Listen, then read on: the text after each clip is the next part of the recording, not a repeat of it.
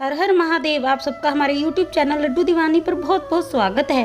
आज हम सुनेंगे शिव पुराण रुद्र संहिता द्वितीय खंड का 7वां अध्याय। ब्रह्मा जी कहते हैं, नारद, जब वर देखकर भगवान शंकर अंतर्ध्यान हो गए तब संध्या भी उसी स्थान पर गई जहाँ मुनि मेधातिथि यज्ञ कर रहे थे। भगवान शंकर की कृपा से उसे किसी ने वहां नहीं देखा। उसने उस तेजस्वी ब्रह्मचारी का स्मरण किया जिसने उसे तपस्या की विधि का उपदेश दिया था।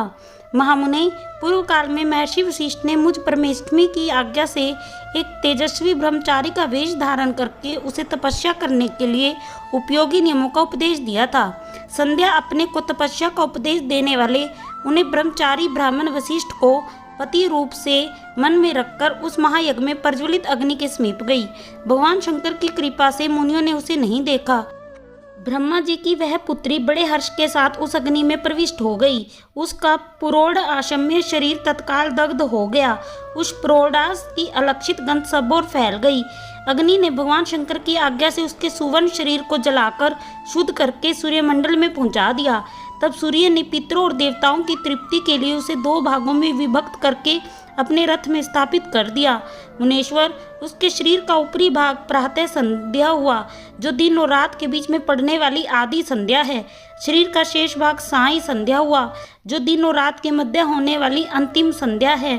संध्या सदा ही पितरों को प्रसन्नता प्रदान करने वाली होती है। सूर्योदय से पहले जब अरुणोदय हो, प्राची में लाली छा जाए तो प्रातः संध्या प्रकट होती है, जो देवताओं को प्रसन्न करने वाली है।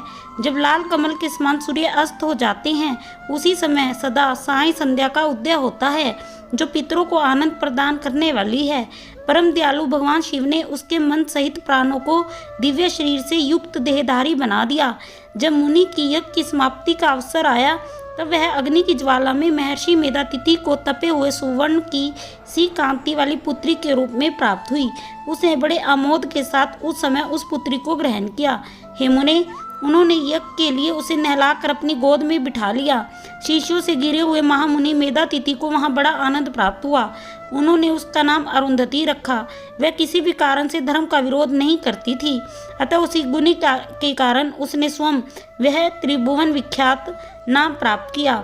देवर्षि यज्ञ को समाप्त करके कृतकृत्य हो वे मुनि पुत्री की प्राप्ति होने से बहुत प्रसन्न थे और अपने शिष्यों के साथ आश्रम में रहकर सदा उसी का लालन पालन करते थे। देवी अरुंधति चंद्रभागा नदी के तट पर तप सारणी के भीतर मुनिवर मेधातिथि के उस आश्रम में धीरे धीरे बड़ी होने लगी।